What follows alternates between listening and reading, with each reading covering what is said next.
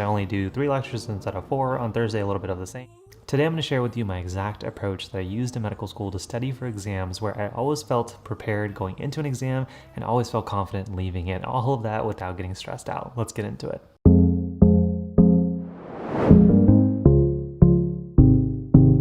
Hey friends, welcome back to the channel. Today I want to talk about how to better prepare for exams and do it more effectively, because let's face it, studying for exams sucks. Taking the actual exam sucks. Anxiety around the exam, you guessed it, sucks.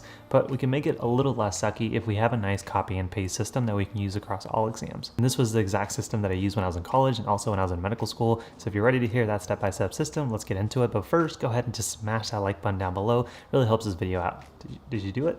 All right, I believe you. Let's get into it. So step number 1 is to plan your first day of your review as early as possible. One of the biggest things to prepare for an exam effectively is to know exactly when the preparation will start. In there where we waited to the very end for one reason or another, and it led us to, regardless of what the grade is, definitely have that excess stress and feeling like we're always in a flurry. And while in the past cramming may have worked, over time it's just not sustainable. And so that's why it's super important to plan backwards from test day. And simply ask yourself, when do I want to start studying for the exam? Personally, if I had an exam coming up this coming Friday, then typically I like to have about 7 to 10 days to prepare for it. So that means if the test again was next Friday, typically I would start studying the Wednesday before. And obviously the situation will vary depending on how frequent your exams are, how many exams you have per week. But as soon as you kind of know this is roughly the day and the time frame that I want to prepare for this exam, now you can finally start using the other techniques that we'll talk about in this video. So that leads you to step number 2, which is to increase the amount of repetitions that you do for each and every lecture. So now that you know exactly when your test preparation will start, you need to start thinking of the whole preparations as if you were training for like a run or a marathon. And in a way, you can start thinking of each pass of your information as almost like another rep or another training session to overall help your information and understanding become more stronger. Yet often what I find with most students, especially in medical school, is that because of information overload and simply lack of time, typically most students will get maybe 1, maybe 2 repetitions before test day. But just like you would when you're preparing for a race or a workout, you want to do as many reps as possible, that way you feel comfortable when the actual event comes. And so personally, during my review phase for a test, if I had roughly 7 to 10 days, I like to do roughly about 2 repetitions for each and every single lecture. But if I had 10 days to study 20 lectures, I actually have to cover about 4 lectures every single day. And this can be distributed however you want. So if you have days of your week that are a little bit more busier, you can back off on your numbers per day. And if you have other days that are a little bit more free, like your weekends, you can start loading more of your reviews and lectures and repetitions during those days. So in this example where we start reviewing this Wednesday for a test next Friday, here's how your lectures possibly could be arranged. So on Wednesday, for example, I may not have enough time, so I only do 3 lectures instead of 4. On Thursday, a little bit of the same. On Friday, I want to have the evening off, so instead of doing 3 or 4 lectures, I only choose to do 1. But on Saturday and Sunday, because I planned ahead, I already knew that I was going to front load more of my review during the weekend. So I do lecture 8 to 15 on Saturday. On Sunday, I do 6 to 20. And also I have a little bit more bandwidth left on my Sunday, so I go ahead and start my second repetition. And then on Monday, Tuesday, Wednesday, I go ahead and finish the second repetition of all those lectures. But because I've seen the lectures at least once before, this time I find that they're a little bit easier. I'm able to do a little bit more each and every single day. And then Thursday will be my dedicated day to review and catch up. So as you guys can see for this example, you can distribute your lectures however you may want. Typically the weekends happen to be a little bit more busier. And then also you can see how your second repetition, or however many repetitions you want to do, each time you do it tends to be a little bit faster. So you'll find that if you're already doing repetitions really well, even before you get into your review phase, then your first repetition will be faster and your second repetition will be even faster.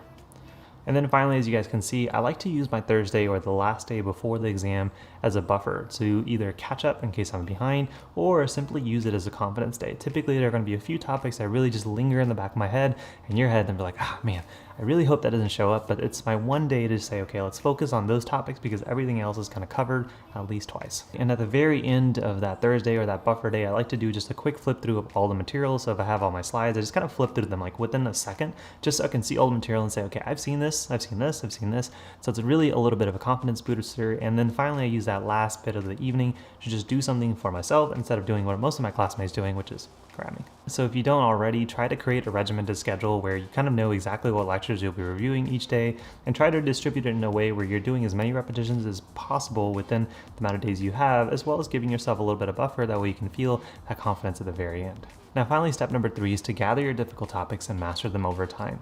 So just like we said before, studying for an exam is almost like preparing for a race. If you have ever trained for a 10K or a half marathon or a marathon, then you kind of always know that before you ever do it for the first time, there's a little bit of initial struggle. For example, I couldn't run a mile before I ran my first 10K, but eventually after a few training sessions, I was like, okay, this is not so bad. There's like a little burst of confidence that comes with it. And it's almost the same when you're learning and preparing for an exam.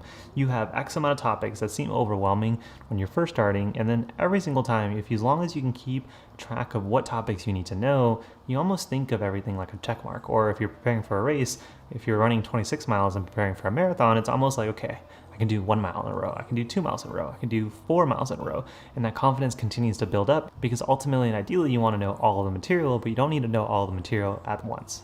And so what that really harps on is you have a good system to collect these topics as you're learning them and as you're reviewing them. So some of the examples that I love to use in medical school would be creating an Excel sheet of all the topics that I'm learning for an exam and then being able to check them off in a different column, or creating a flashcard for all the topics that I missed in a practice question, or things that from a slide that just didn't make sense. I made a practice question and I had a full deck for all the information that was relevant to me. And remember, one of the things that I would do for things like chemistry back in college is I would create a Word doc of all the different equations and formulas and reactions that I needed to know, and then I would just kind of color code them based off of how well I knew them. That way each time I'd come back and review, I would say, okay, all the greens are mastered, all the yellows are something I should review, and all the reds are something that are going to freak me out. So let's start with those first. And then as test day got closer, that list of material that was like scary or things that were marked in red became smaller and smaller. And if you want to learn more step-by-step strategies on things that you can do to review better for your exams, then you guys can check out the Level Up Your Studying course, which goes through a lot of different study strategies and methods that I used, as well as other top students used in medical school. And really doesn't matter if you use my method or one of yours, just have a very good system where as you go from lecture to lecture,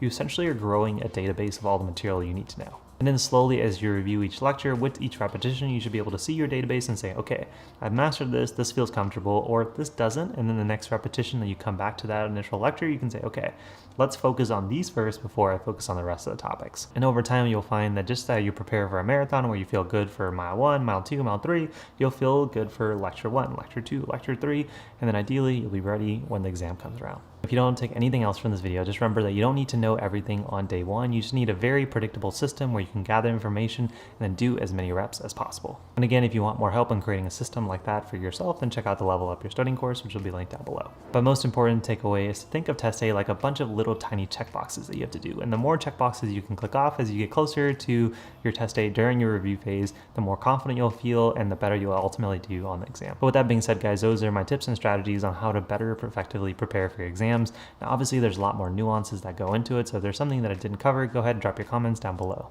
And if you want to learn more, a few options for you. 1, you can check out the free videos that we have for you here on YouTube, including our study playlist. 2, you can check out our Level Up Your Studying course, which goes over how to create a perfect study system for you in just 3 weeks. And then finally, 3, if you want to learn more than just how to study, but also crush it on every phase of your medical journey, then go ahead and consider checking out the MediLead Academy, where you can see all of our courses, but also work with me with lifetime coaching, Zoom, and Slack, where you essentially have the ability to text me. So if you're interested, go ahead and check that in the description.